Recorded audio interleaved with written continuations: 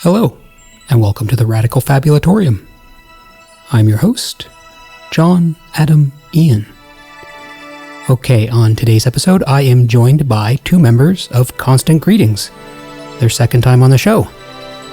I sit down with drummer Pete and guitarist Steve to talk about their brand new album, Showpony, which is of course available on Bandcamp as well as all the major streaming services.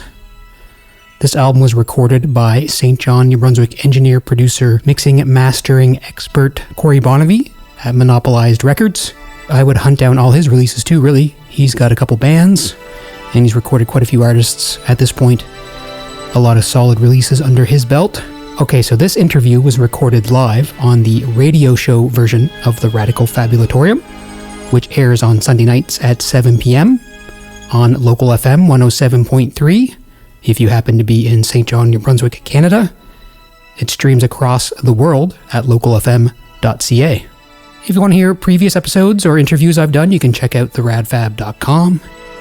And if you feel like supporting the show, I do have a Patreon set up, patreon.com/theradfab. Okay, without further ado, here's my conversation with Steve and Pete from Constant Greetings. Enjoy. All right, welcome back to the Radical Fabulatorium here at Local FM 107.3. That was Cutsman by Horse the Band. Before that, we had Born Under Satellites with their song Maze.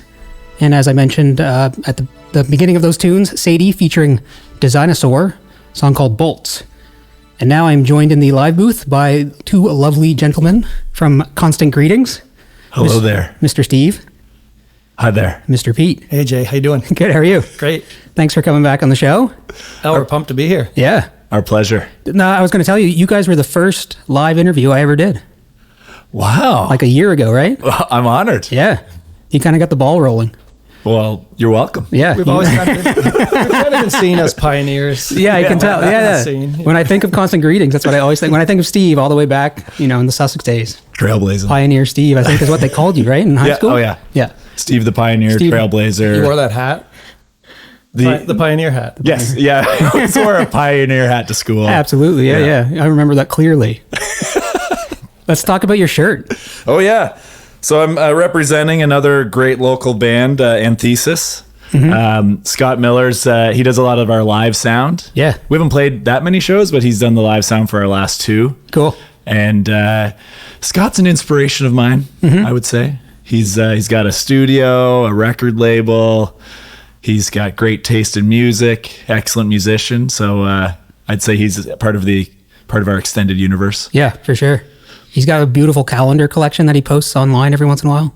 Calendar collection? He's got walls and walls of like calendars. Oh my gosh. I've never seen that. It's kind of an inside joke because they're actually vinyl records. But yeah, right? He has a fantastic record collection. Yeah, he really does. Yeah. So, so that song we just played, Horse the Band, Pete, like I remember when I went to see your guys' first release show for Field Trips. Yeah. So Horse the Band played Sussex, New Brunswick for anyone listening. And it was like this amazing moment in time that they hilariously, like their tour was like Montreal, Sussex, Boston. It was like, how did this even happen? But it was one of those things that I wasn't even sure it did happen, like we didn't have any footage of it or pictures or anything. And then out of nowhere, like when we're sitting down at supper at the your first release show, you just commonly mention like, oh yeah, I got footage of that. And like my mind just go, boom, are you serious? There's actually footage of this that exists? Well, and it was funny because it was pretty timely. Like I had that same concept one night, not too long before that, thinking, I don't think that show actually happened. That doesn't make any sense at all. Yeah. And found an old hard drive and dove into it. And yeah, sure enough, a video of that song, Cutsman. And the perfect part right during the big breakdown. Yeah, just like a really weird but super cool time in local music for sure. Absolutely. Especially because taking footage like that wasn't common. Oh yeah, it was like I don't even know what the camera was, but you can barely understand what's happening. Mm-hmm. Yeah. Just enough to know it is happening. Yeah. It's funny to think anyone had cameras back then. Yeah. Really. So I also brought you a gift. Oh my goodness. Because of that. Well, this is exciting. Maybe you guys can fight over it. I only got one. Seems he's holding it up. A Horse the Band t-shirt. Oh my gosh. Here you go. For those of you who don't know, Horse the Band is a Nintendo core band that incorporates a lot of is it 8-bit? Or what's Yeah, you call it 8-bit, I think, yeah. 8-bit kind of old school Nintendo tones into their sound. Yeah. But it's a bit of an unusual combination because in addition to that, they have extremely heavy guitars and a lot of screaming. Mm-hmm. So it's a real cauldron of influences. Now, Steve, you don't mind if I take this? I don't mind if you take that. This is an amazing shirt. Thank you, Jay. You're welcome. That's yeah, so hopefully cool. it fits. It was something that was buried in my closet. And I was like, man, I'm not getting any use out of this. It wouldn't fit me, so that's incredible. hopefully it fits. I've got one little Nintendo core aside, if I may. Absolutely. So around the same time as they played, I played in a little band called I Am Error with some other local guys. Yes. Kind of like a hardcore band. And we were not Nintendo core at all. Little did we know there was a much more popular I Am Error who were Nintendo core. Okay. And we were foolish enough to post some videos to YouTube only to be berated by the true I Am Error fans. You guys are real I Am Error. These guys are frauds. So I think we turned the comments off on every video because we were just lambasted. Yeah. Wow. Just triggering people with your I Am Error. Just from the same band name. Yeah, exactly. Well, those Nintendo core fans they're just rabid. They're rabid. Don't mess with them. They're hardcore. It's like a Nintendo core cult. Yeah. That's hilarious. All right, maybe we should talk about the new album, Showpony. Do you guys have a release show coming up, or are you gonna play one?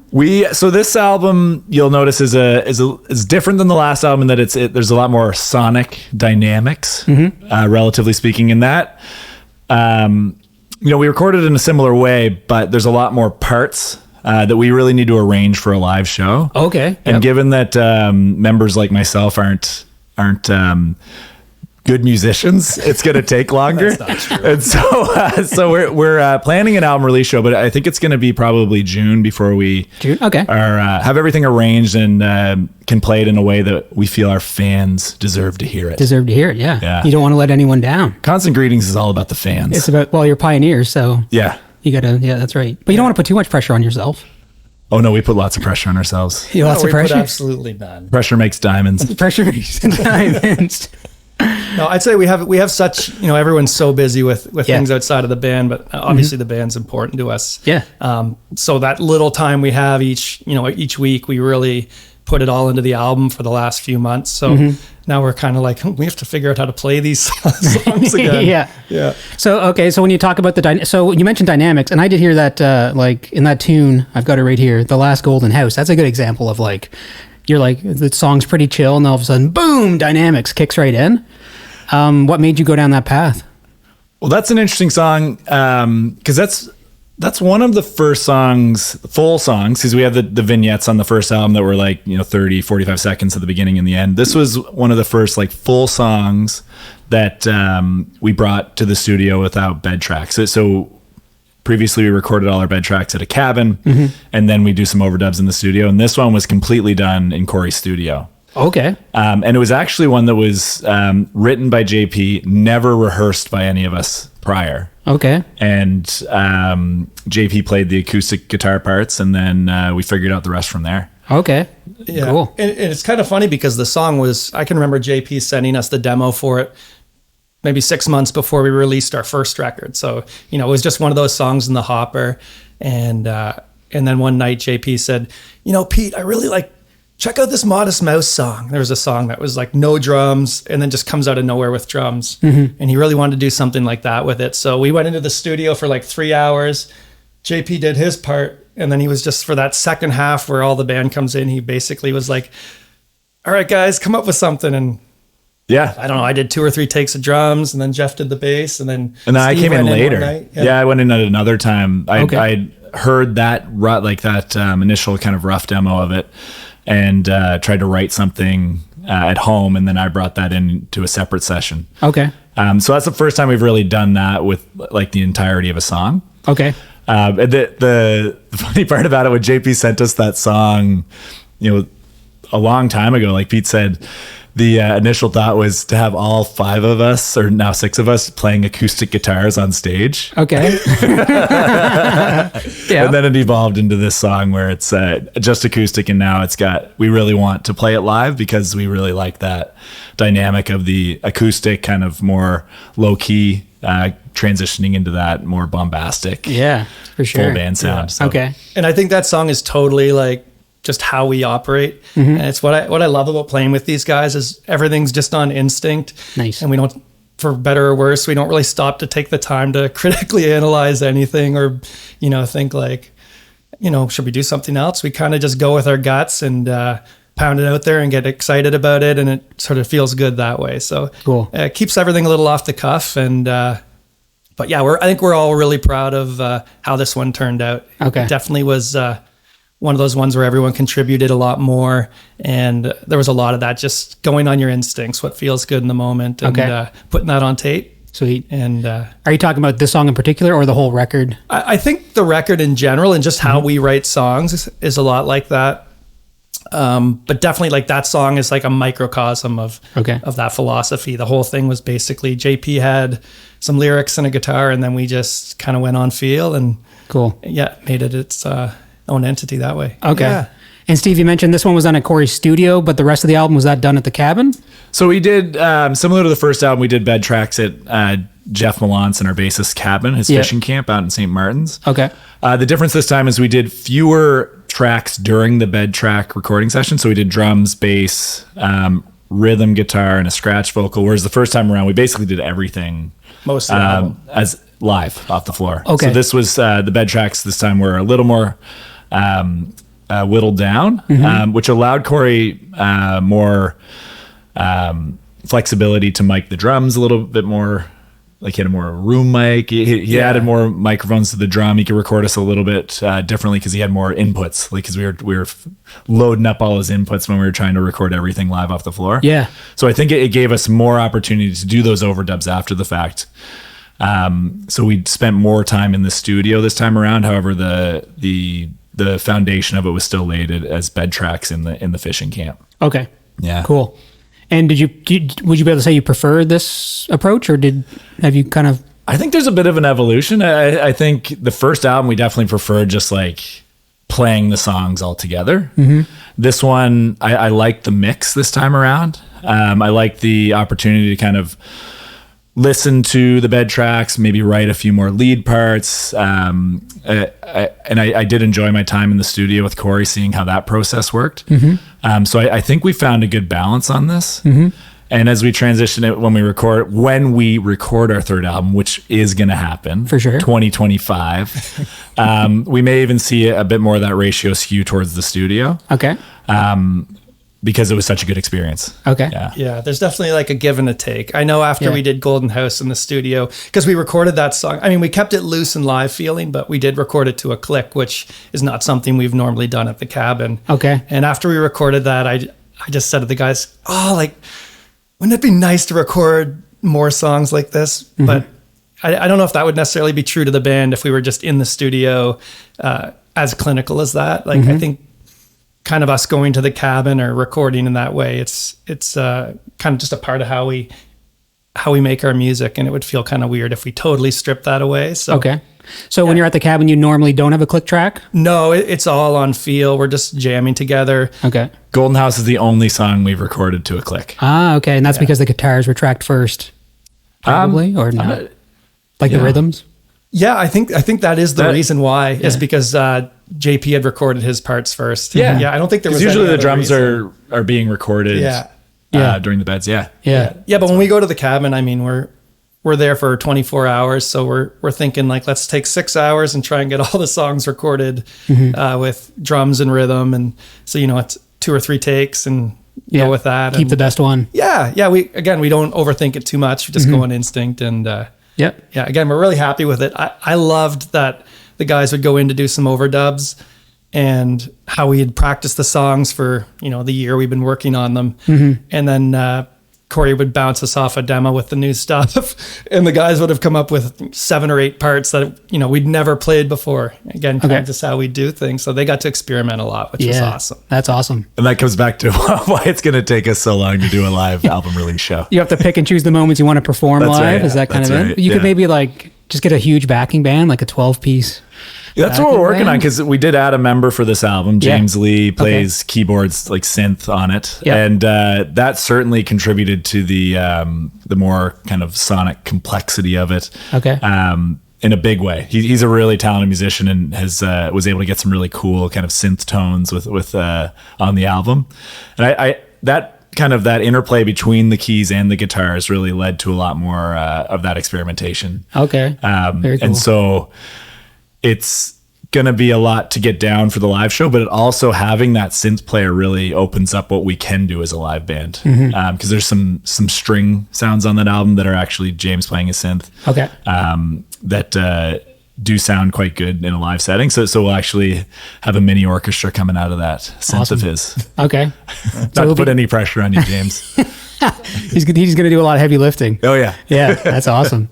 So Pete, as the drummer, like again, thinking about the tempo things, when you're doing it without a click track, how do you decide on the tempo? Yeah.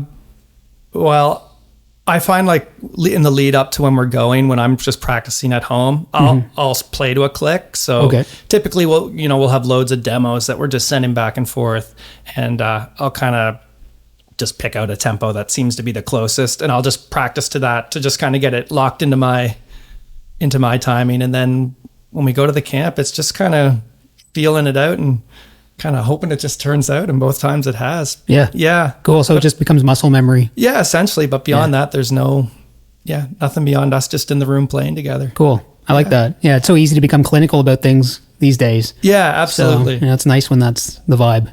There is a guided by voices kind of ethic to it, where there's always this forward momentum. There's not a ton of looking back. There's a little bit more in the studio tinkering this time around, but there is definitely like let's get in there, let's get it done. A lot of it's based on feel, and I don't think we'll ever move too far away from that. Yep. We'll only evolve to kind of include a bit more of the studio time.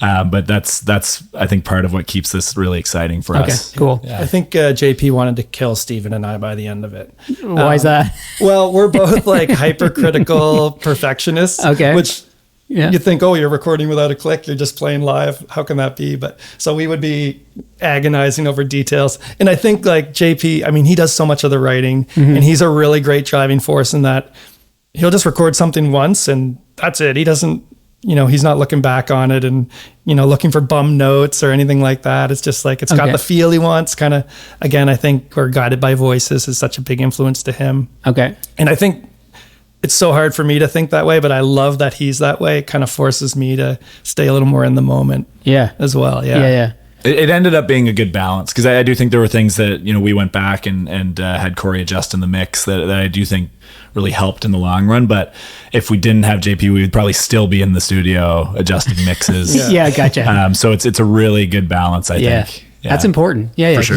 You can go too far in either direction, and it's both ends in like a car crash situation. Yeah. It wouldn't be in the spirit of the band if we got too hung up on things. Yeah. Okay, cool. Yeah. Well, maybe we should play that tune, because we were talking so much about it. Is that cool if we play that one, The Last Golden House? I would say that's my favorite song on the album. Oh, really? Yeah. Okay. Yeah. Perfect. Yeah. It stuck right out to me when again, you're like, oh, we'll let the listeners hear it and, they'll decide for themselves. Oh, they're going to love it. They're going to love it. Going right to the top of the charts. I wonder if anyone from Sussex is listening. I was kind of pestering them today, and I've got my Facebook open right now. Oh, so, yeah. I'm curious if anyone will listen to it and be like, I know the Modest Mouse song that influenced this. Yeah. If you can guess the Modest Mouse song. That's yes. Yeah, you win a Horse the Band t-shirt. You win a Horse the Band t-shirt. And a signed Constant Greetings Field Trips That's CD. Right. That's right. By two people. Signed by two members of the band. By two members. The two pioneers. The two pioneers. Yeah. All right, cool. Let's shout out to Andy if he's listening too. Hey, Andy. Hey, Andy. All right, here we go. Doing well, man. Yeah. Here we go with Last Golden House by Constant Greetings from their brand new sophomore record, right? Sophomore. There it is. Showpony. Cover art by Julia Wright. You got Is that correct? Edited by Glenn Leck. He made the Showpony, and if you notice at the bottom of the Showpony sign, it's CG. Oh, I just noticed that as you're talking. Greetings. Wow. Oh yeah. Pioneers, man. You're not kidding. All right, here we go. The Last Golden House on the Radical Fabulatorium on local FM 107.3 in St. John, New Brunswick.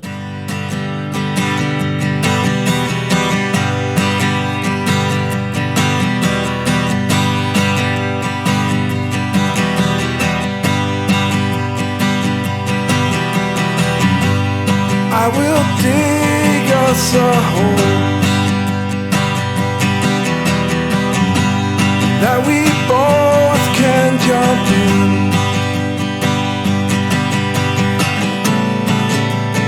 When they gather swim.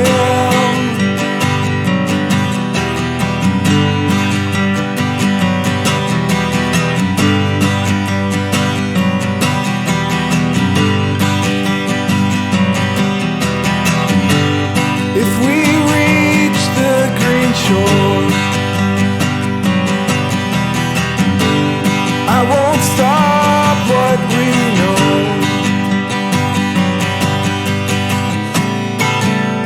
The golden skies will find us. This will be our home.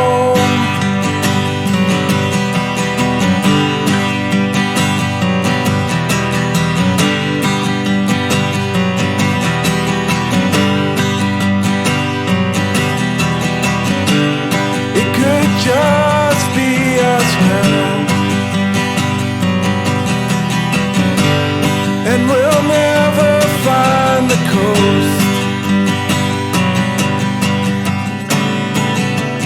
When they carry you out, I will stand alone.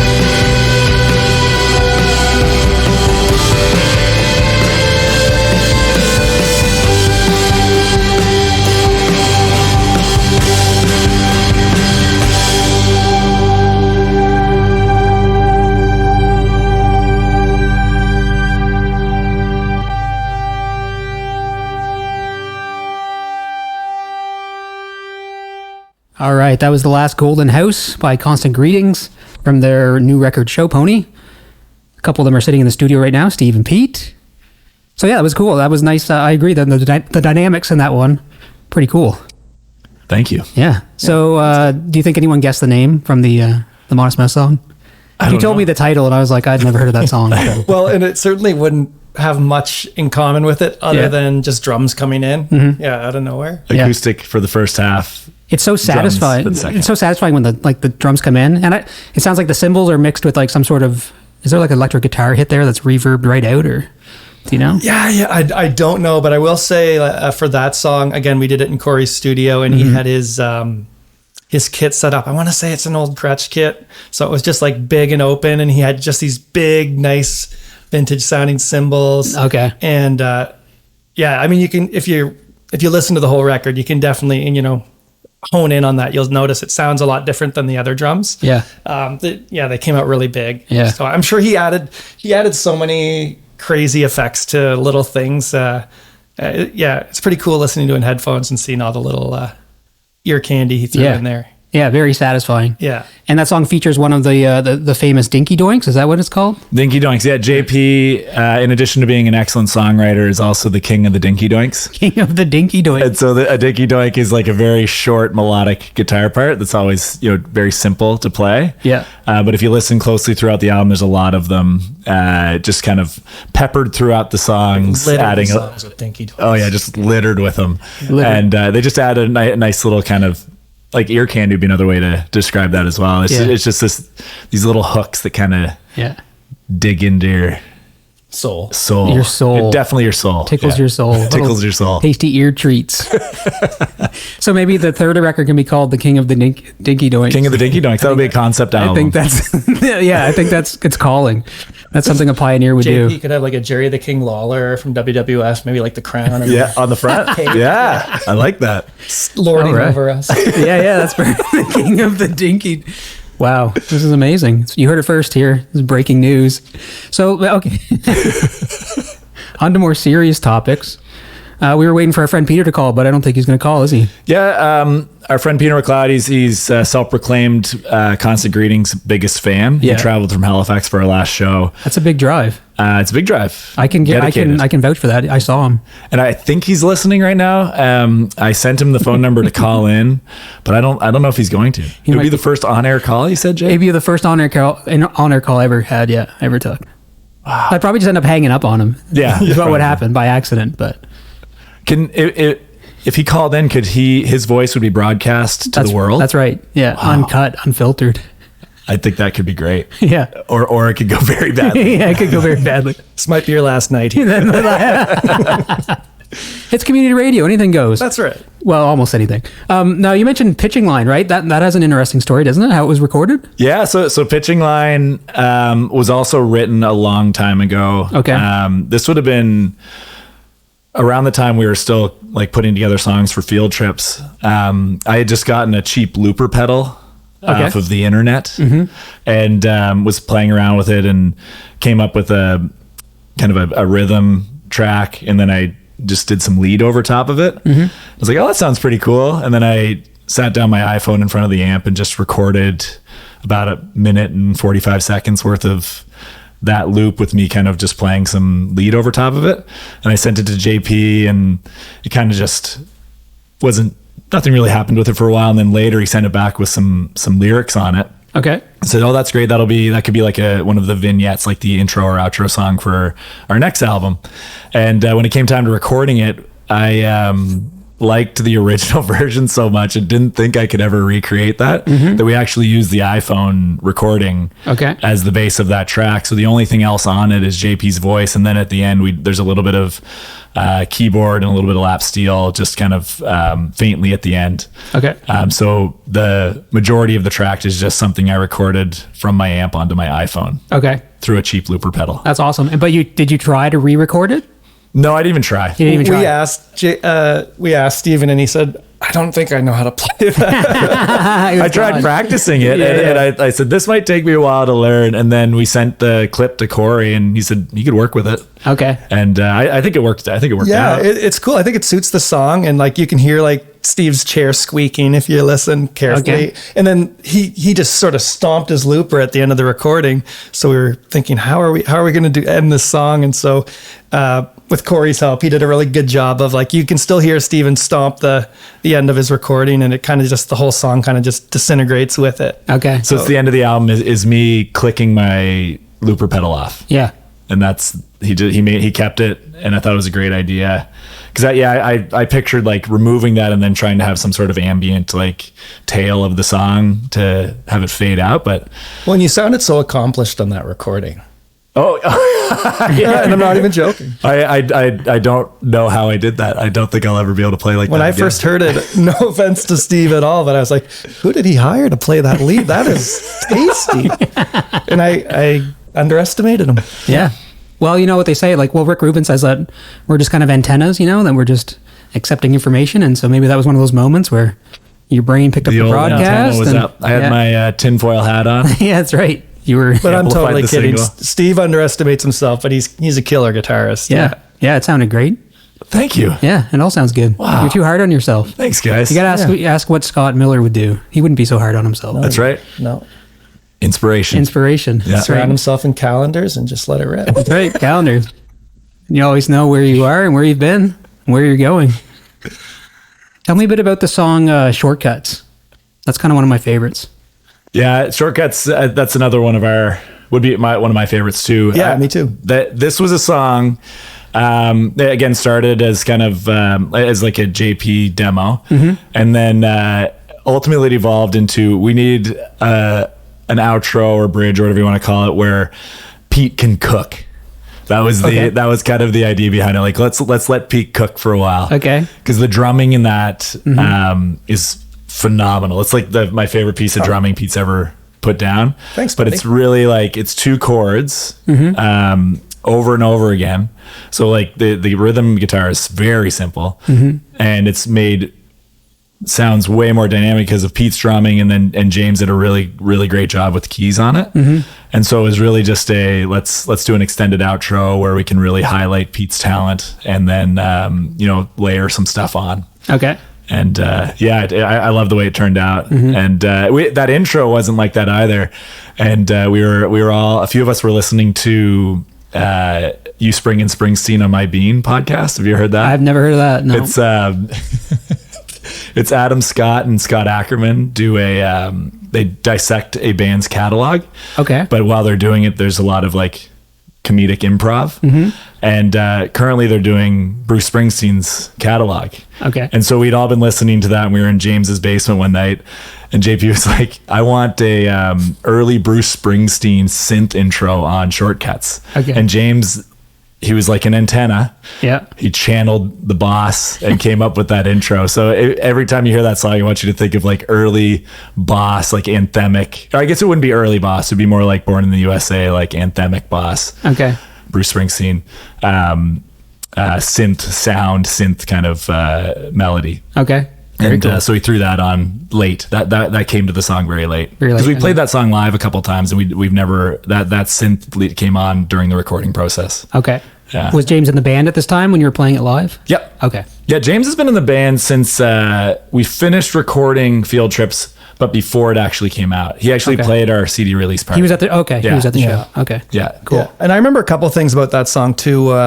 One was like the ending, because we decided before we even started like writing songs for this record, we liked that we had these concise kind of power pop songs on the first record, but we wanted to switch things up a little structure wise and just add some more instrumental parts and dive into some of other influences like Wilco and things like that. Okay. And get a little more experimental. So basically we were like, well, we have our verse, chorus. Let's just add something to the end of it. And initially it was more, I wish I could remember the band JP had mentioned, but it was like just this sort of build up, nothing too fancy. And then it just kind of would go into a rock out at the end. And we were doing it one night in the jam space. And I just thought, I don't know, I feel like cooking a little bit here. So, and then at the end, I was like, sorry guys, was that too much? And JP was like, no, keep doing whatever that was. Our jaws were on the floor. Well, maybe, I don't know about that, but, and so then we just it kind of evolved from that, and we tacked a little intro onto it. And the other thing from that song is I always find there's these little parts that I'll be like, I seem to be the only one in the band who thinks this, but I'll be like, that's like reminds me of like Alligator by The National. Like, so I find, their drummer, Brian Devendorf's a huge influence on me. So I find the verse to that song, kind of has that, for me personally, like influence from the National. And I don't know if it's Steve's guitar in the verse makes me think that, but whenever I bring that up, guys, that's like a National part. I don't seem to get, much agreement, but I do think I hear a lot of the drumming, particularly in the outro, where you kind of you evolve or morph into these different beats, and there are definitely some National sounding things. I hear the influence, and I love it. I knew you could hear it. I love it. You never doubted Steve for a second. And I think one of the bands that influences this, though, like in terms of execution, we would never reach these heights, but it'd be like My Morning Jacket will go into these kind of extended jams. Okay. Yeah. Particularly live, but that's one of their calling cards, is these kind of longer jams during or near the end of their songs. Yeah, certainly a band everyone loves. Oh yeah, in our band. Yeah, we all. Okay. Yeah. Cool. I've actually never really heard them, so sleeping on them. I'm gonna make you a playlist. Make you a mixtape. Constant Greetings influences. You should. Yeah. Make a playlist. I would appreciate it. And then we'll share it. Yeah. And it'll shoot all of those artists to the top of the charts. It will, absolutely, because you have quite a bit of pull. Yeah, and our people like to listen to what I recommend because I'm such a pioneer and trailblazer. Exactly what I was going to say. That's cool. So so I'm kind of torn. Do we keep chatting, or should I play a couple more tunes? We got about 8 minutes, so we could play like a game of like tic-tac-toe or thumb wrestling or 8 minutes? Yeah. How long have we been here? Over half an hour. Oh my gosh. Oh, time flies. Yeah. So because I would love to play shortcuts. Yeah. And then I know we had a Wilco song, but maybe we should just skip the Wilco song because we don't have that much time. Sure. Yeah, that sounds fine.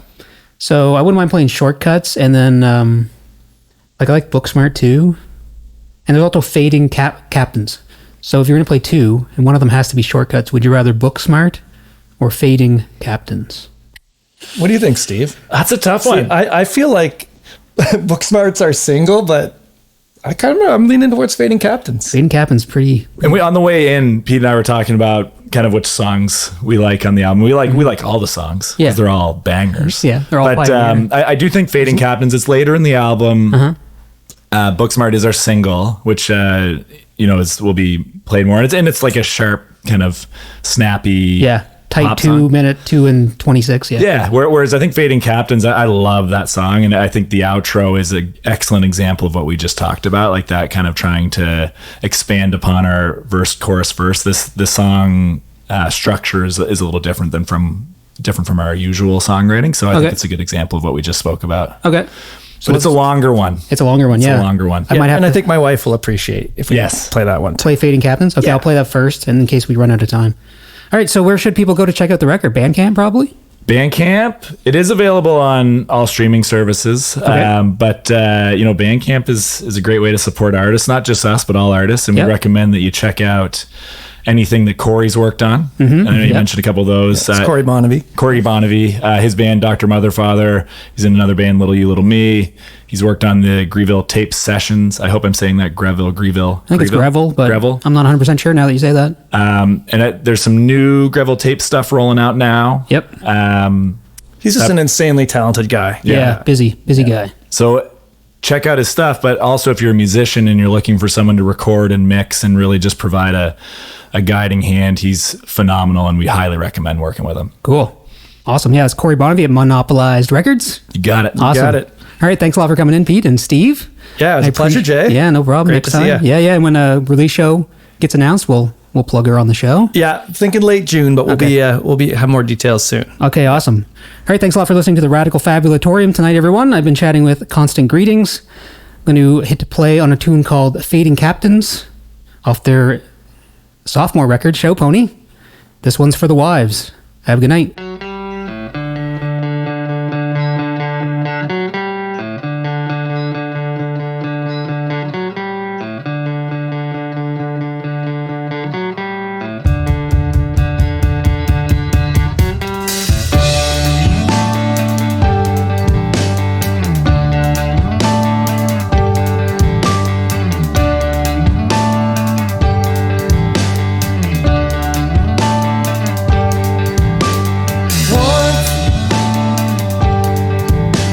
nothing. High on the lowdown in the western part of a southern town. Bushes, all the girls around. We were built for something. We were built for something.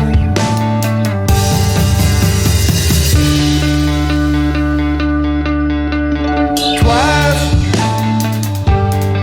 better than one thing. Low on the high notes. In the first cool night of the August room, peaks that sin to sustain us through. We were built for something. We were built for something.